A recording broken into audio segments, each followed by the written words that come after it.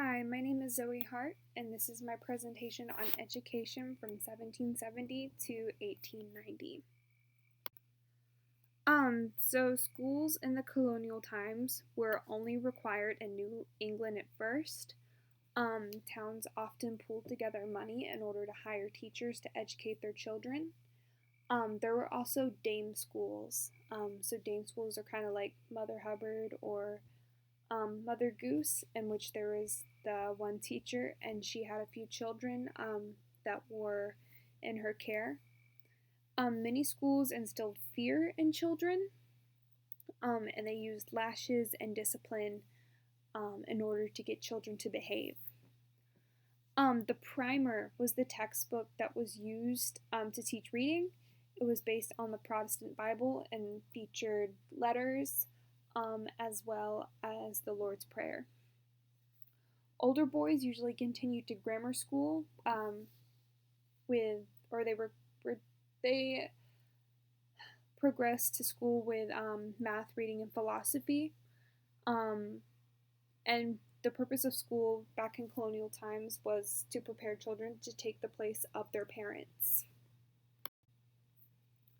Noah Webster believed that you needed to teach about national ideas. He encouraged Washington and the cherry tree to be taught in schools. He published a textbook to teach students about America, which was called the Blueback Speller, and it featured a completely different version of English than British English. With education, he really wanted to get away from British ideals. Thomas Jefferson. He drafted a notion that there would be 3 years of free public education with further education for a select few. So he did not consider women to be those select few who went on to further education. Their 3 years of schooling was to prepare them for marriage and motherhood. There was no education mentioned for slaves. Jefferson wrote a bill for a more general diffusion of knowledge, and it was defeated each time. He believed that the only way to continue democracy was to educate the people who lived within the democracy.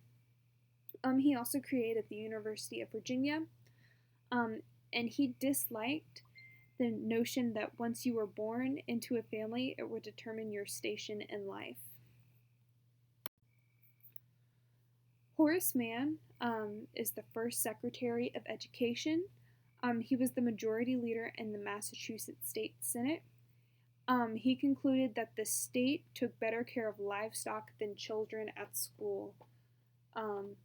Over the course of 6 years, he visited over 1,000 schools, and he had very mixed results. Some were really good, and some weren't that good.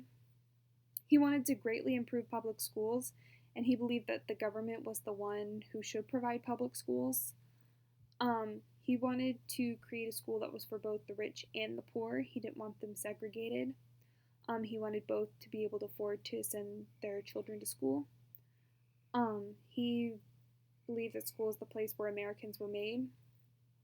And he wanted a school that was funded by tax dollars, which was violently opposed at the time because of the recent breakaway from Britain and the opposition of taxes.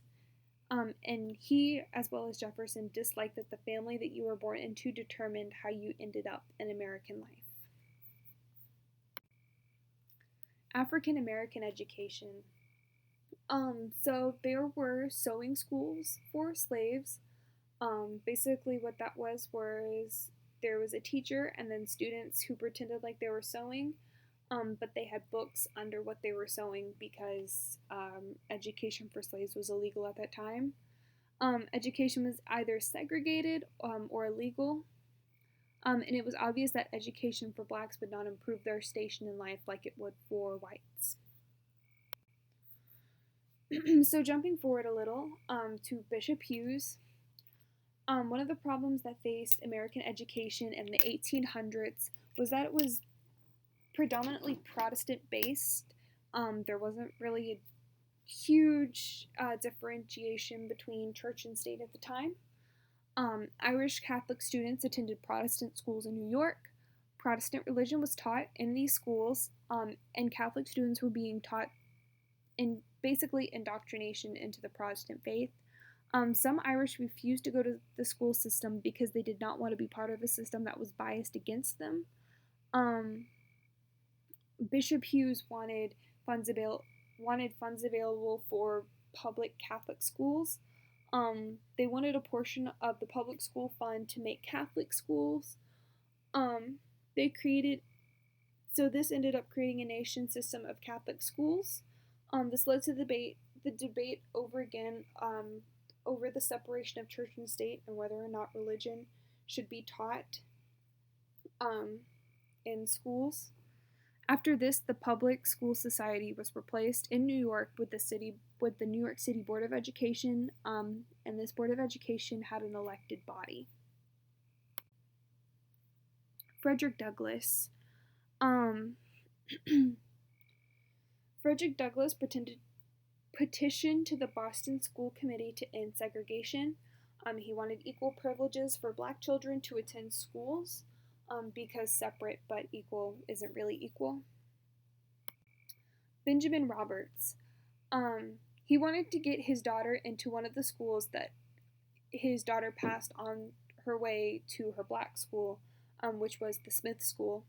He wanted to sue the city of Boston so Sarah would be admitted. She applied for admission to 4 different schools and was rejected from each of them because of her race. In 1849, the case reached the Supreme Court, and they ruled against Sarah, which was his daughter. The Negro School Abolition Society, in 1855, a law was passed abolishing segregation in the schools of Massachusetts, and they were instrumental in getting that law passed, and it was the first law of its kind in the nation. So after the Civil War, states put in their constitution that they would provide education. School was an institution that towns could offer to be appealing, because at this time, towns were attempting to get people to move into them. Schools wanted women as teachers because really they were cheaper. They also provided comfort from home as well as connected with the children, although this was hardly mentioned as much as because they were cheaper. After the Civil War, African American literacy rates jumped from 5 to 70%. Catherine Beecher. She promoted female teachers as a cavilling force in the West. Women are fit for duties of education. She founded colleges to educate women and train them better for service in the West. And she made teaching respectable for middle-class women as professions, and she wanted to create a profession for women, like men were doctors and men were lawyers. She wanted women to be teachers.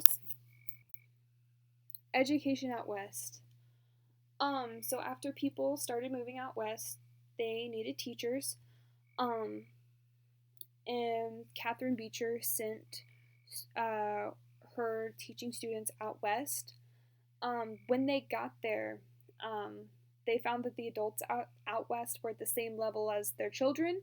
They were often not able to read or write. The students relied on textbooks written for the West, which were called the McGuffey readers, shown in the bottom right corner. So what these readers taught was to acquire wealth and to improve your station, you worked hard. They often had little word problems about one kid who wanted to work hard and one who didn't want to work hard, and it would often ask the student which one that they thought succeeded in life. So by the 1900s, the U.S. provided more school to students than any other country. They were leading in education. However, although most children went to school, they were still segregated. So while a lot of children were receiving educations, not all of them were receiving the best education possible. So even though from 1770 to 1890 there were huge strides made in education, there was still a long way to go. Thank you. So Horace Mann, when he toured the country looking at the different schools and different places, he saw that children spent hours memorizing and reading, not actually learning, and that the textbooks were inadequate and teachers had no training. A lot of times, students would just bring books they have from home to read in class. And the schoolhouses were often run down and in need of in need of repair. Oftentimes, they were just shacks in the middle of woods. Um, and they weren't really conducive to an educational environment.